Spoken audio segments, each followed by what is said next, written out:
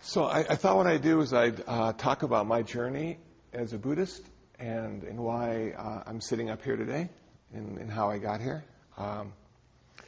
So if you're either a Buddhist or a meditator or non-religious or spiritual, maybe some of what I'll say makes sense. So I was born a Lutheran, which made my parents happy. And it was okay to be a Lutheran for a while. But I'm a little older, so in the 60s I was in high school. And it was important in the 60s to question all authority and not trust anyone over 30. So I embraced that concept and became an agnostic, realizing that up until that point I hadn't had a relationship with God anyway. And why not be a nonconformist, like the other millions of nonconformists out there? And so I was a happy agnostic for until the age of 28. And I suppose this happens to all of us at some point, but for me it was 28. And one day I woke up and I realized I was going to die. Now, the concept of dying I was familiar with, but I hadn't really looked at myself as having to die. And I don't know why that one day it was important for me to realize that I had to die. But it woke me up to the fact that if I did have to die, maybe I should have a religion. Because people with religion seem to die better than people who didn't have religions. So I didn't immediately go for the religion. The first thing I did was I quit smoking. And I felt better. And then I joined a holiday health spa. And so I investigated what it meant to have a body at 28. And then in working the body, I realized there was a mind attached to that. And then I thought, I'm going to learn how to meditate. And I didn't know anything about meditation. And I had heard that meditation and Buddhism were connected in some way. So I bought a book by Houston Smith called World Religions. And if you haven't read it, it's really a nice introduction to a lot of the religions in the world. And I read the chapter on Buddhism twice, and I said, I'm going to be a Buddhist. Now, there was no logical reason why I should be a Buddhist, because I hadn't heard anything about Buddhism. I hadn't read anything about Buddhism. I didn't even know any Buddhists. But it seemed to be about being a human being. It seemed to say you didn't really have to have a relationship with the divine being to be a good human being. And so I looked at myself and I said, well, I qualify. You know, I've never had a relationship with the divine being, and I'm born a human being. And this might be a good path to investigate. So I got another book, the phone book, and found a meditation center. And the meditation center is down the road a bit. It's Olympic in Vermont, just off Olympic in Vermont. It's called International Buddhist Meditation Center. So this was like 1978, 1979, and there was a guy named Shinzen Young who was an American teacher, Caucasian, who had gone to Japan to study Japanese. He was at UCLA, and then he became ordained as a Shingon monk, and he came back. And he was like the vice abbot of the center. So my first introduction to Buddhism was with a Caucasian who spoke more languages than I did, but spoke English as a first language. And for me, that was really important, because I had like a lot of questions, and I couldn't phrase them very well, even in English. And somehow he was able to understand what I was trying to say and give me some answers that I couldn't understand, but realized that at some point I probably would. At that point, he was mostly a Zen guy. And to be honest with you, I was never really attracted to Zen because it was too hard to understand. It was pretty esoteric, and it was like poetry, you know, and I just didn't feel comfortable trying to figure out what they were trying to say. But I hung in there anyway and got some good stuff. I understood that the walls were transparent. And so I looked at the walls in the Zendo, wondering how anybody knew that they were transparent and didn't exist in the way I thought they did at that point. And wouldn't it be cool if I could see through those walls and realize they didn't exist in the way I thought they did. So that's how I sort of started. As you can tell, I was a bit confused. After a couple years struggling in meditation and trying to understand Zen, I gave up. And I came in contact with a Theravada teacher, Dr. Ratnasara, who was born in Sri Lanka. He was a Theravada elder. Theravada tradition was his tradition. Early Buddhism, as compared to later Buddhism of Mahayana. And it started to make sense for me, because there was 1, 2, 3, 4 of these, and there were 8 of these, and there were 7 of those. And I said, okay, now this is something I can work with, because I don't have to try to decipher it and decode it. All I have to do is figure out what 4 things they're talking about. And that's when I came to a really interesting realization. I realized that my life sucked. Now, up until then, I felt like I was doing pretty good. I had a job, and I had a place to live, and I had a car, and I had fun. And I pretty much thought, well, that was what life was all about. And then I came to early Buddhism. And early Buddhism said that life is really difficult. And so I was curious, well, why did they say life was so difficult? And they said life was difficult because you're born. Now, I had never thought about birth as being difficult for me. Mom, maybe, but not me. But because I was born, the Buddha said I was going to have to get old, and I was going to have to get sick, and I was going to have to die. He then went on to say that everything I really liked would be taken away from me, and the culprit was impermanence and change. And anybody I didn't like, in any place I didn't want to be in, I found myself around those people and in those places, and there was nothing I can do about it. So that was like my first real introduction to Buddhism, that my life sucked, and then I had to die. And so the second truth, he said, was my life sucked because I was selfish. And I hadn't really thought about it in that way before, but it turned out to be the case, that all I wanted to think about was me, and everything that made me happy I wanted to hold on to as long as I could, and everything that made me unhappy I wanted to push away and get rid of as fast as I could. And because I was born with original ignorance, not original sin, I couldn't figure out how to do it. And I hadn't seen The Matrix yet, because it hadn't been made. But as it turns out, I was sort of living in the Matrix. And so my job was like, how am I going to wake up out of this Matrix? Now, the third truth was Nirvana was like the end of my suffering, the end of all future rebirths. I'd never have to be born again. And the end of my karma, which I really wasn't sure if that was a good thing or a bad thing. So Nirvana was the answer that I was supposed to be looking for. And to be honest with you, when I heard about Nirvana, I liked the part about not having to suffer, but I wasn't really sold on not having to be reborn again, because then I wasn't going to exist. And wasn't that sort of like nihilism, and would it be any fun not existing? Because whatever sadness and sorrow I felt in my existence, at least I was here. So it took me a few years to sort of grasp that concept. And then the karma thing, what goes around comes around, the sort of 60s bumper sticker thing, that always worked for me. I thought karma was just like, what I said and did, and if I was good, then good things happened to me. And I hadn't come to the part yet in Buddhism where there is no good or bad. So I was just trying to be good and have good karma. Then we came to the Eightfold Path. And that was really the eye-opener. Because I started to see that the path was not the goal. That the goal was Nirvana, and the path leading to the goal was the Eightfold Path. And so, when I started the Eightfold Path, I made that my goal. I'm going to do the Eightfold Path. But then you only do the Eightfold Path and you never achieve Nirvana. So I had to figure out what the Eightfold Path was. And I read a book, and I read another book, and I read another book. And this is what I came up with. The Eightfold Path is right view, right intention, right speech, right action, right livelihood, right effort, right mindfulness, and right concentration.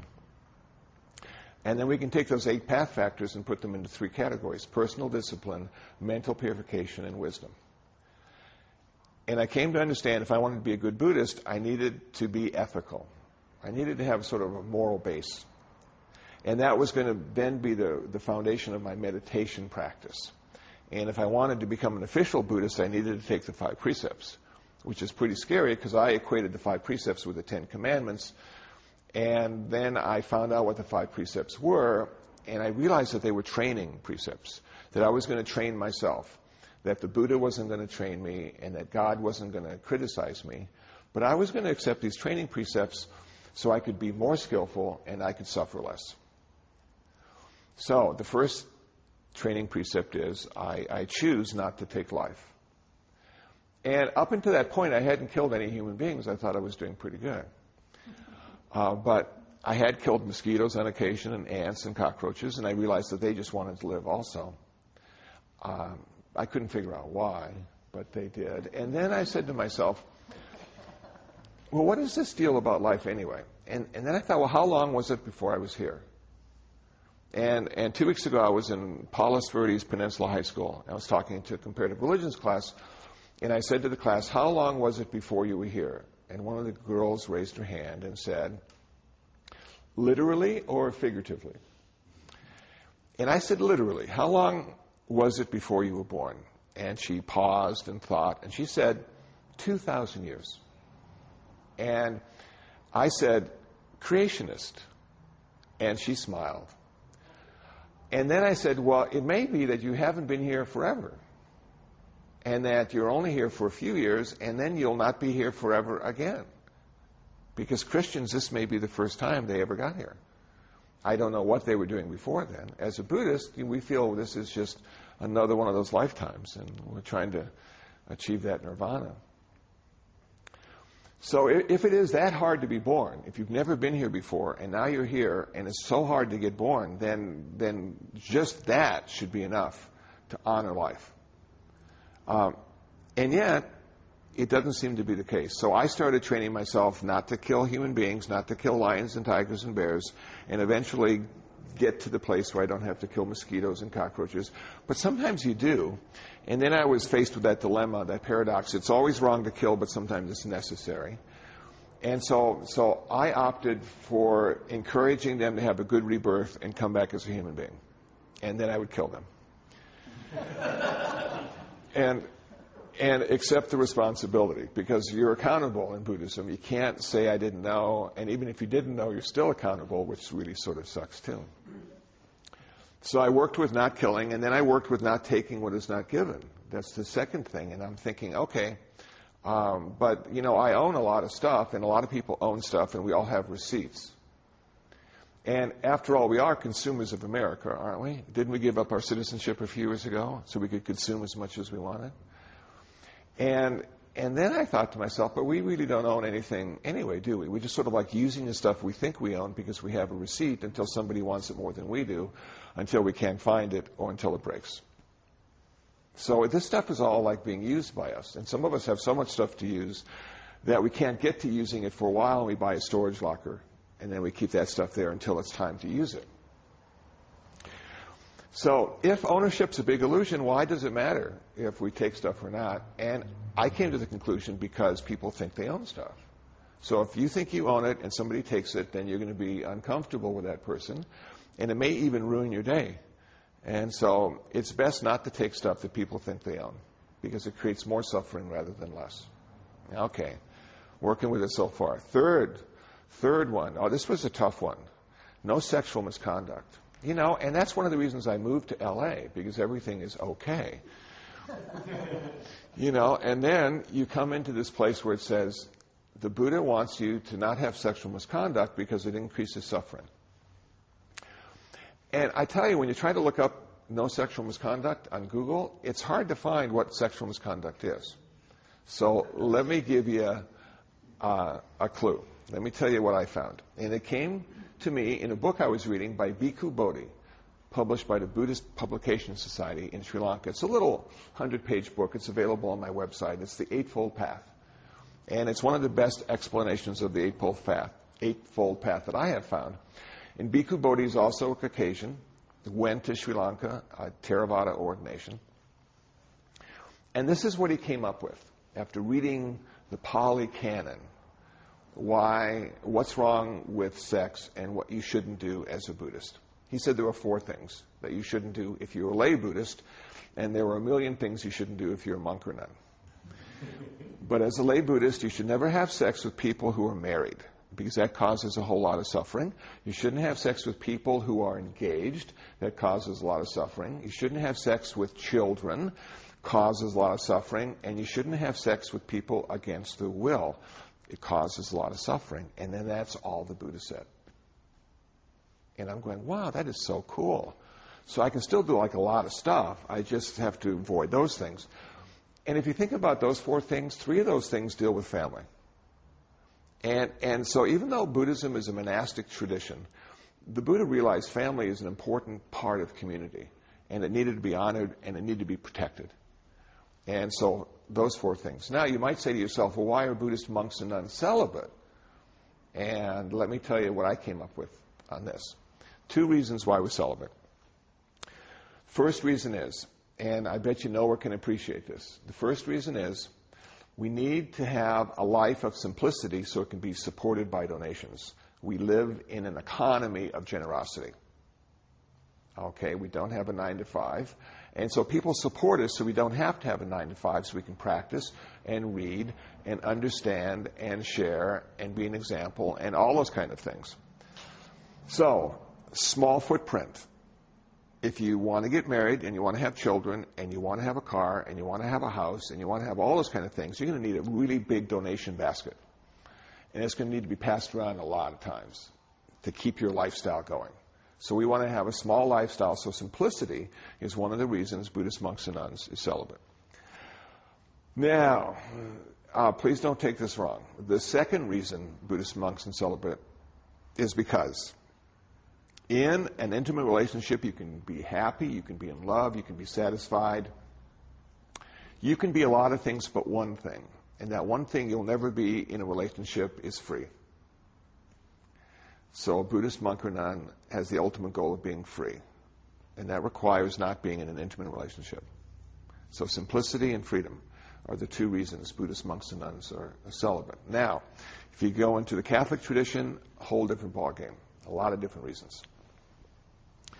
So I'm working through this now, and now we come to the 4th one, not to speak unskillfully. I'm going to train myself not to lie, not to use harsh speech, not to use malicious speech, not to gossip or get involved in idle chatter. I'm going to try not to watch TMZ, stuff like that, you know.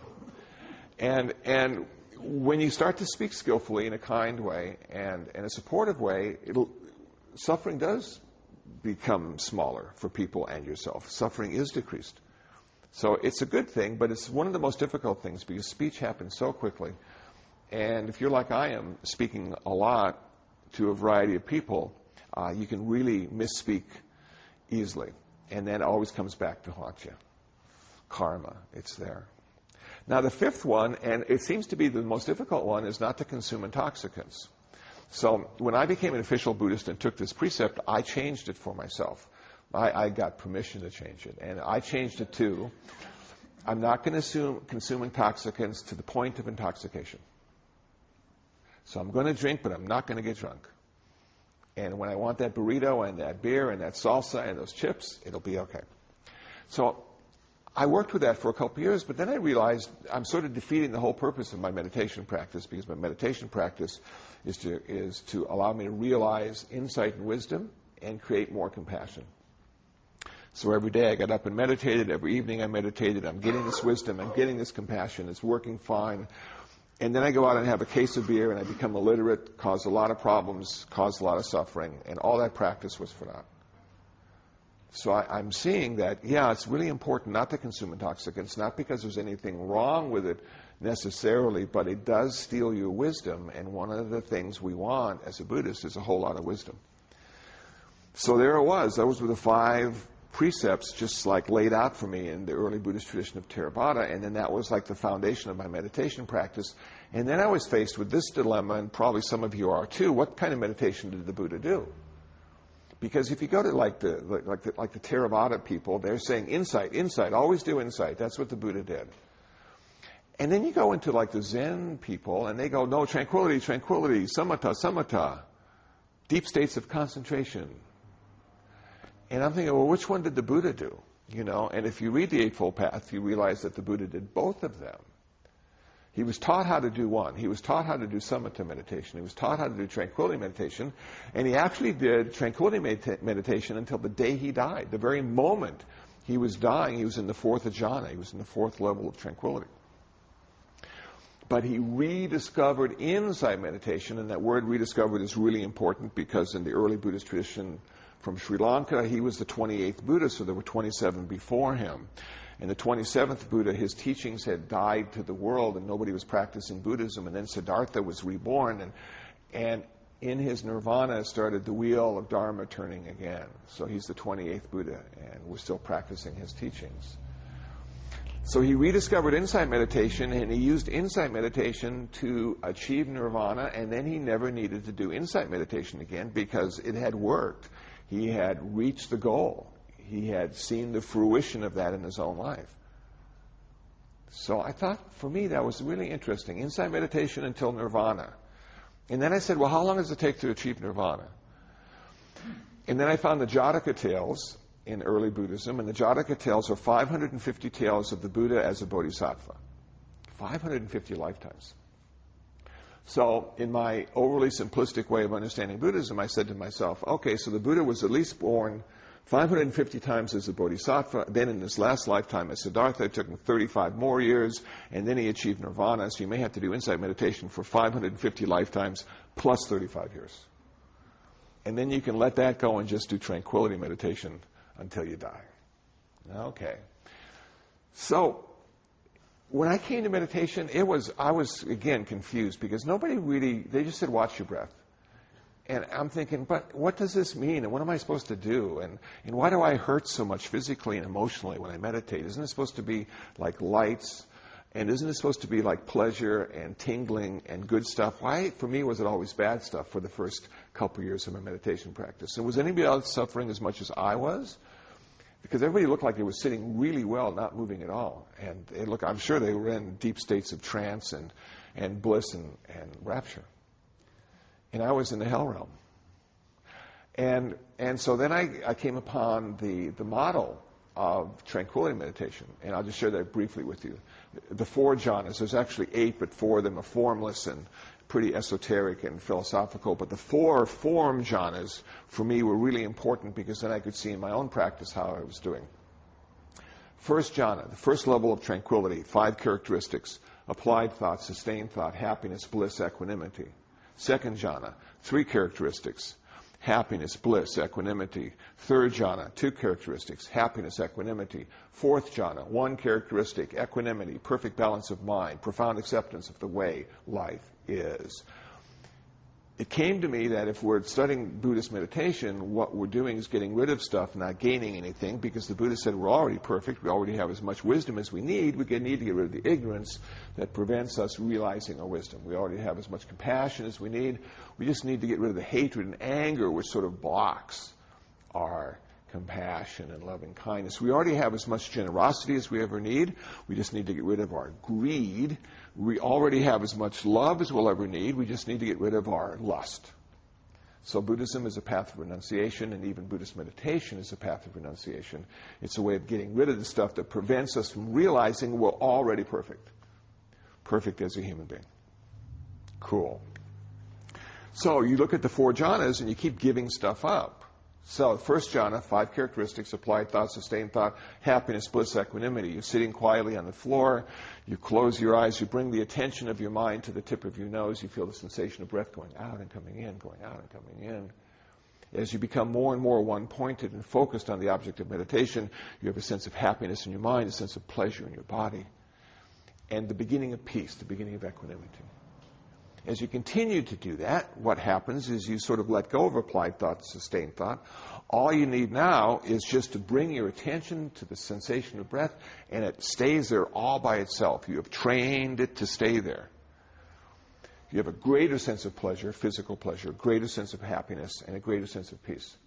But now you want to go deeper because you want to experience all the jhanas. And you realize you're going to have to give something up.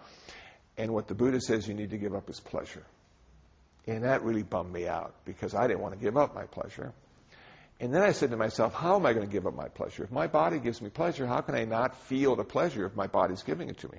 Am I supposed to go into denial or not notice it? that I'm feeling pleasure? And then I reread it and started to understand what he was talking about. We're not supposed to give up our pleasure. We're supposed to give up our attachment to pleasure. And I said, okay, but that's really hard to give up the attachment to pleasure. And then the Buddha said, well, you can come through the back door on this. He said, you can give up your aversion to pain. And if you give up your aversion to pain, you'll go automatically giving up your attachment to pleasure. Now, I had a lot of pain to work with, so I'm thinking, I'm going to give up my aversion to pain. So how am I going to do that? Well, I'm going to sit quietly, and I'm just going to suffer. I'm going to watch the pain arise in my knees and my back, and I'm just going to observe it. And I'm not going to be moved by it. I'm not going to stretch my legs. I'm going to just sit there through the whole thing. And if I'll never walk again, it's worth it. You know? And so I sat there, and I started to realize that the pain was just simply the label I gave that really, really, really strong sensation coming from my knee. And that really strong sensation wasn't there always. It kept fluctuating. It got stronger and it got weaker, and sometimes it almost seemed to go away for a while, and then it would come back just to get my attention, just to let me know that I'd be dead soon if I didn't move. Because really, pain is indicating to us that we're going to die. And if you don't observe the pain and do something about it, you will die. But it might take you 20 or 30 years, you know. But in that state of mind, in that meditation state of mind, it seems like we're going to die today, in this very moment. Or at least not be able to walk ever again. And so I had to deal with fear, and I had to have courage, and I had to have a place of acceptance, and I had to decode the pain and see the sensation. And once I was able to sort of sit with that sensation, my aversion to pain became much weaker, and my attachment to pleasure became weaker as well. So then you go into like this next place, and you only have two things to go now. You have happiness, and you have equanimity. And what are you going to give up? You're going to give up happiness.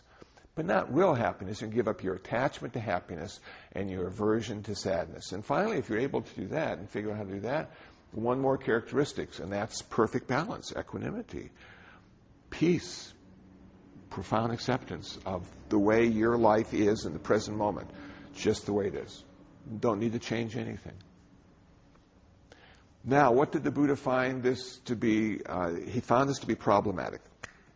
Because when you got up off your cushion, went out, got in your car, went on the 405 freeway, and somebody cut you off, you know, all that stuff comes back. It's not permanent. So he said, I need to find a permanent way to come to this place of peace so I can carry it with me wherever I go without having to have a zendo and incense and the Buddha statue. And that's where insight meditation comes in. And there's 4 kinds of insight meditation. There's mindfulness of the body, there's mindfulness of feelings, mindfulness of the mind, and mindfulness of mental objects. And the one I like to talk about is the one that's easiest for me to understand, and that's mindfulness of feelings or mindfulness of sensations. And the Buddha said we have 3 kinds of sensations: pleasant, unpleasant, and neutral. And the whole idea is just sort of become aware of the sensations of the mind. We have emotional sensations and mind sensations. We have physical sensations. And just be aware of them and note them and note whether it's pleasant or unpleasant. Most of the time, neutral ones won't get our attention. And we're sort of going through that stuff, pleasant, unpleasant, pleasant, unpleasant. And then there's a point where we sort of go into this rumination. We start reflecting. We start observing these sensations in relationship to the 3 aspects of Buddhist wisdom, which will liberate us forever from suffering. And now that really got me. Okay, the 3 aspects of Buddhist wisdom, what could those be? And how can those liberate me? And how can I apply that to my sensations? Well, they are, and I'm sure you've heard these before, impermanence, suffering, and not self.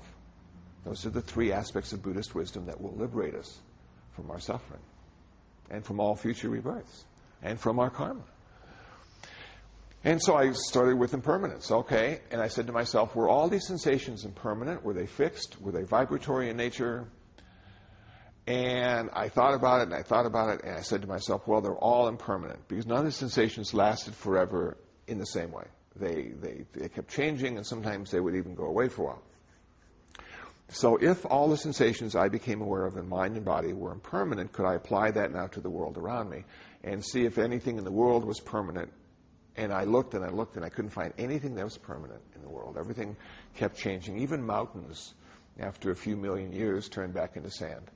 So I'm going, okay, so like the whole world's impermanent, and like I'm impermanent, and there's really nothing to hold on to in this world. There's no place to stand that's stable because it's always in a constant state of flux. And maybe that's one of the underlying factors of my dis-ease and discomfort in this world, is that I keep hoping for permanence, and all I find is impermanence. And it drives me sort of nuts. And it gives me a feeling that I'm not in control. And you go, well, okay. So now we come into this place where all these sensations ultimately unsatisfactory. And I'd have to say, looking at some of those sensations, some were good. I enjoyed some of them. A lot of them weren't so good. So I noted that as being unpleasant. But then if you factor impermanence into the pleasant sensations, and when the pleasant ones change, then they become unpleasant because you don't want them to change because you're attached to that. And so with impermanence, every sensation ultimately becomes unsatisfactory.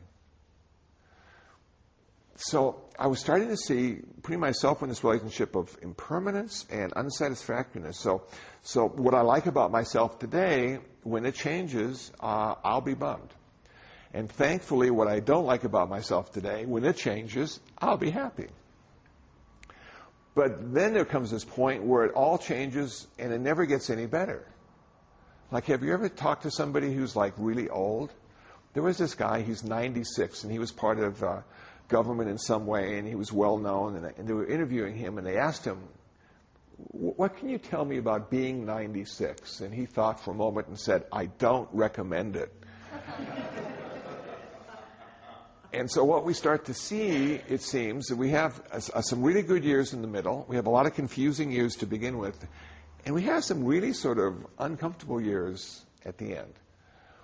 And so if we think it's good now, it'll never get any better than this. And if we think it's bad now, it'll never get any better than this. Because when it does get better, it'll simply be right now. So now is all we have to work with. And so this is the best day we're ever going to have. Now, if that bums you out, I'm sorry. But this is the day we're working with. So I'm going, okay. So impermanence and unsatisfactoriness. And now we come to the hardest thing for me to understand. And I tell you, I tried, and it was not self. But back in those days, in the 80s, it was like no self. You don't want to be self. Self is your enemy. Self creates all this problems for you. And if you could just get rid of self, then it would be really wonderful. Well, we know that's not the case now. All we have to do is look at people like Ronald Reagan in his last years with Alzheimer's, and you realize self has a function to play. And you get rid of self, and people have to keep you alive. So you don't want to get rid of self. And so it's, instead of no self, it's not self. Can I not be self? And then I said to myself, well, what is self? Who am I? What is this thing people keep talking about? Because it just seems like they're talking about what I am. And I started reading a book by Aldous Huxley, Perennial Philosophy. And I got some insights into transcendent self. And then I found a book in Bodhi Tree Used Bookstore back in the 80s, written by Ken Wilber, called Spectrum of Consciousness. It was a dog-eared, used, highlighted copy for $3. And somehow I picked it up, I read a few pages, and I bought it. And that allowed me to understand what the heck everybody was talking about when it comes to self. That self turns out to be this process. And it's the process that we have as human beings. Unlike any other animal in the world, they have little selves, and they have functional selves up to a point, but we have this amazing self that can change the whole world. We can build dams and roads and cars, and we can blow up the whole world now. We're so cool with ourselves. And we can make peace as well if we choose to. You know, a lot of people think peace might be boring, so I think it's going to be a while till we get there. But it's just this incredible consciousness that we have. And you know what I found was so interesting? I thought to myself, I wonder who the first one was. Who was the first human that became self-aware? Because there probably was a time in our evolution when we didn't have a really big self. It was probably like a little self, like the dog self or the cat self. And then somehow somebody got the big self. And you wonder who that person was and what they must have thought when they woke up in a real way to the world and saw it through self and not through intuition or instinct. Wow. And then, thankfully, they found some people to mate with, and we had more big selves being born all the time. And I guess the big self became dominant in humankind, because now most of us have this really big self, and it's so cool. But is that who we really are? And I struggle with this, and I realized, well, it's who I am at a relative level, and it's important to be that person, because people get scared if you say you're not who they think you are. If you go up to your mom and say, you don't really know who I am, then I'm nothing other than a self that's a process, and I'm going to transcend that. And your mom says, counseling. You need some counseling. So we don't want to scare people. We don't want to scare people into thinking that we have lost ourselves.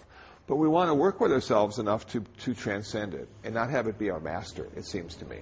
That really make this self a tool that we can use in this very complicated society to interact and have relationships and support ourselves and all those kind of things that self is useful in doing. But once self becomes dominant, once self becomes king, whoa, it can really wreck our life. So I'm working with this, and then I go into this place of Zen and the Art of Motorcycle Maintenance, Robert Pirsig. What a great book that is, and still is. It's on audio now if you don't want to read it and just want to listen to it. Professor Bozeman, Montana, in the book, gives his class something to do. He says, write me an article, an essay on quality. Pick anything you want. I want you to tell me where the quality of that thing exists. Everybody in that class failed. Not one person passed with a grade. They all knew what quality was, and they saw it, but they couldn't describe it. And they couldn't figure out where it came from. So as I'm reading this book, I thought to myself, wouldn't it be cool if the author and his buddy, who had the BMW, went out to the parking lot and they took the motorcycles apart into their 10,000 pieces. And you gave each of them a magnifying glass and said to them, find me the quality of your motorcycle. Which part does it exist? The cables or the tires or the brake pads? Where does the quality exist? And somehow they couldn't find the quality of the motorcycle when it was in 10,000 pieces, but when the 10,000 pieces came together and created one, the great one, quality arose, self arose, identity arose. Wow. So as I thought about that, I looked at myself and I said, the Buddha referred to human beings as mind and body, as the 5 aggregates, as the 32 parts of the body, but he never really referred to humans as one thing.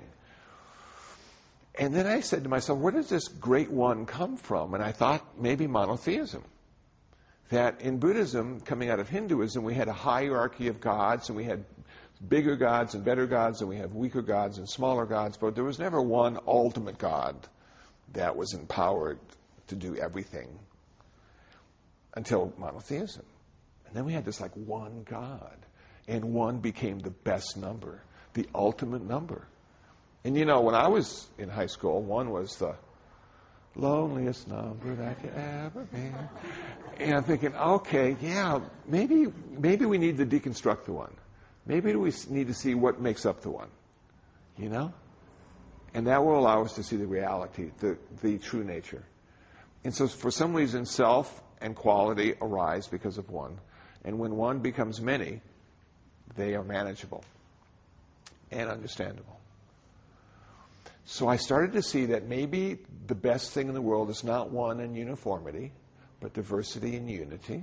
Maybe community is more important than all of us being the same. And if you've ever gone to an interreligious gathering, they all want to be one. And doesn't that just make you want to go, Because we don't need to be one. We're already connected. They just don't see how we're already connected. Sometimes I tell them, and they're not satisfied with that. They still want me to be one, So as I struggled through impermanence and suffering and not self, I came to understand that this is a profound path, that this path is really designed for human beings. And you have to be a human being to achieve nirvana, as far as I can tell. And when you achieve nirvana, you actually have this profound acceptance of the way things are, this healthy detachment. You don't need to change anything because everything is perfect already. And there's nothing to hold on to, and there's no one to hold on to anything, even if there was something to hold on to. And you get this sort of place where it's all flow and flux and change, and you're okay with it because now there's no one and nothing to defend. It's okay that there is peace. But there's absolutely no peace in the world. There is peace inside. And then if enough of us find our own inner peace, world peace will occur all by itself. So I don't think we need to take a systemic approach to peace in the world. I think we need to take an individual approach to peace. And if we can find our peace, we can help others find their peace. So now we come to like the last two path factors, which would be right view and right intention. And traditionally, right view is understanding karma and understanding the Four Noble Truths. And right intention is to have compassion and wisdom and loving kindness and generosity. And if those are your only intentions, then your speech and action manifest skillfully in the world around you. And no one suffers because of you. And you suffer far less because of you. And cool, okay, so I got it. But that was like years and years ago. And I'm still trotting the path. And I still have a lot of work to do. That it doesn't seem to be linear, I have come to understand. It seems to have success and failure around every corner, and 3 steps forward and 4 steps back. And you just sort of keep trotting the path like you brush your teeth, hoping that your teeth won't fall out and hoping you'll find Nirvana one day. And then the Buddha said, well, you already achieved Nirvana. It's already there. You just need to realize it. So the path, I suppose, allows us to realize that we're already there. And that's cool. So there's no place for us to go. We don't have to go to India. We don't have to go to Sri Lanka. All we have to do is go find ourselves and then transcend that. I'm going to stop there. And if anybody has any questions, I'd love to try to answer them. And if nobody has any questions, we can end with the loving kindness meditation. But questions? Anybody stimulated by what I said, or did it clarify or demystify, or did it completely screw you up?